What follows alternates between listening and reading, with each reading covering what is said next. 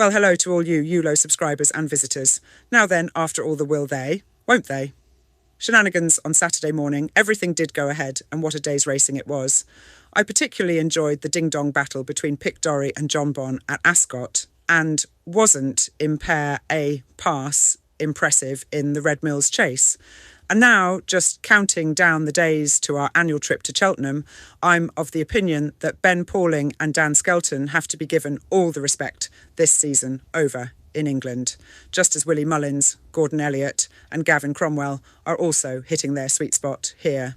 Just goes to show hard work, dedication and humility win the day. Now, before we get to Sunday's racing from Punchestown, I've a couple of messages to give to you from the boss, Jay Seller, Marie-Francois and Kobe. This is a little embarrassing, and maybe more so when I draw a blank on Sunday. But here goes.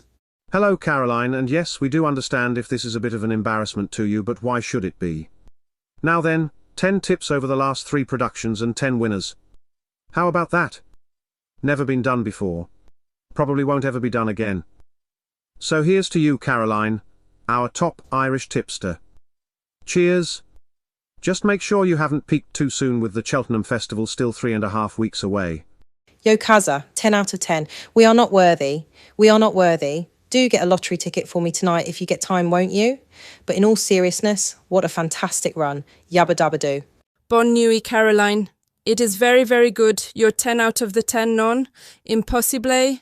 But I have been watching and it is such a good run that you have had. C'est magnifique. I am very, very pleased for you, mon chéri. I look forward to seeing you soon. Yo, Caroline, sweet Caroline, you are hot, hot, hot gal. Ain't nobody does it better, ooh, ooh. Hey, isn't that some old soul hit or something? Anyway, you're the cream of the crop, and hey, baby, you enjoy it 'cause you deserve it. Looking forward to catching up soon, honey. Keep the good times rolling now. Yeah, right, thanks you all. Obviously, it would be lovely to keep this run going, but, you know, let's be realistic. So on to Sunday's racing from Punchestown. I want to get the Novice handicap hurdle later on the card out of the way first. So I do reckon that Nettuno Italia can double up here at Punchestown, with Danny Gilligan back on board to do much the same as the last day. He was not stretched in that 22 furlong trip, and to my mind did relish that deep ground, so I'll be hoping for a repeat performance in this harder contest. Willie Mullins's Gorvito and Charles Burns's From the Ashes must be considered, but I'll think that Nettuno Italia will move better through this ground than any of them. But for my Sunday nap, and fingers crossed my luck hasn't run out just yet, I'll be on Lazare de Star in the Sheila Bourke Novice Hurdle. To be sure, the rematch between Lazare de Star and Zeus Power will be closely watched, with Zeus Power coming out best the last day. But I reckon the tables will turn. I did think the race was set up for Zeus Power when JJ Slevin made a well-timed late surge, but now with John McConnell's heads up in this race, I would be thinking that Jack Kennedy would be riding Lazare de Star with more caution. Heads Up also got a bit free when 5th in a Grade 2 novices hurdle at Cheltenham, so this drop back to 2 miles should allow Danny Mullins a bit more rein if that's the way Heads Up needs to run, especially with this drop in class.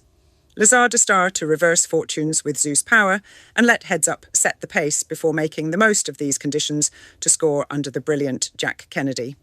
My next best on Sunday lines up in the Noel Byrne Memorial Rated Novice Chase. James Joseph Mangan's Pure Steel didn't seem to see out the 2.5 mile trip here the last day, so coming back to 2 miles here is a help. I did think that was an uncharacteristic run, considering how he'd been progressing over fences, so I'll take the chance that it was just the trip and one bit of poor jumping that can excuse him. It was quite a strong Grade 3, with Capajai Pike leading home Jacob's Ladder, form which has since been franked at the Dublin Racing Festival, so this does look a bit easier to me. Gordon Elliott's Relieved of Duties would be the big threat on better ground, so Paul Nolan's I Am Lorenzo rates the danger, but Pure Steel should be winning this. Next up, in the beginner's chase, I think that I'll take my chance with Emmett Mullins's Soldier in Milan. The market has been telling us that Willie Mullins' Kiss Will is the one to follow, but he's yet to fire over fences for me, though maybe his time will come soon. However, Soldier in Milan ran very well for a long way the last day, before an error 3 out cost him some momentum, and he finished a one-paced 4th of 9, though still within a half length of Seitar Chance.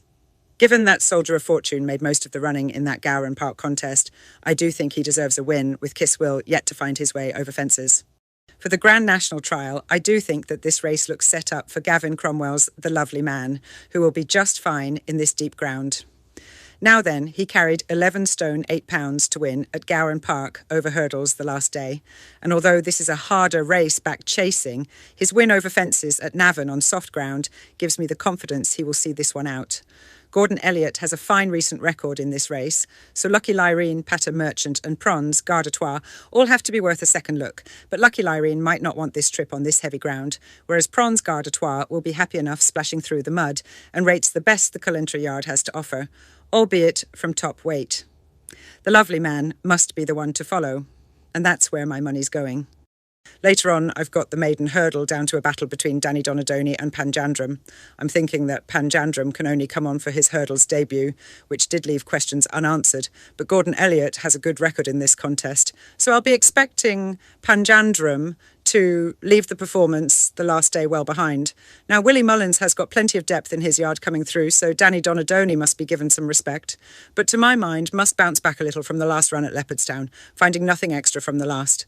Panjandrum to improve from his last run and score for Gordon Elliott.